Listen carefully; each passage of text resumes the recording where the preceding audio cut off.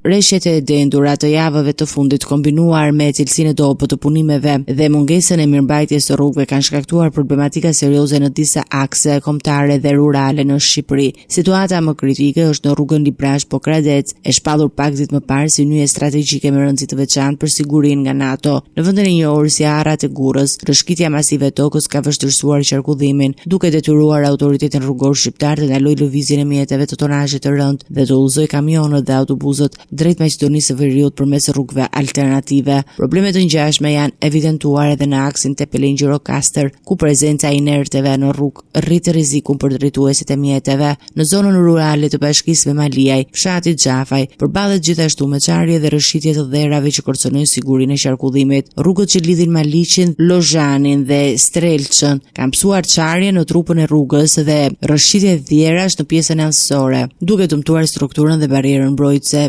veçanërisht në kilometrin e 13 ku dëmtimet ishin të mëdha. Një problem i ngjashëm paraqitet në rrugën Vllahin-Poçëm në Mallakastër, e cila është përuruar vetëm 2 vite më parë, por tashmë ka psuar çarje serioze të asfaltit dhe dëmtime të konsiderueshme për gjatë gjithë gjatësisë. Edhe në Bashkinë Belsh, rrugët që lidhin fshatin Grekan dhe Shelgun janë prekur nga rrëshqitjet, duke arritur shqetësimin e banorëve për sigurinë dhe nevojën e ndërhyrjeve urgjente për të parandaluar tragjedi. Autoritetet lokale dhe ARSH monitorojnë situatën, ndërsa qytetarët dhe drejtuesit e mjeteve këshillojnë të tregojnë kujdes maksimal gjatë qarkullimit.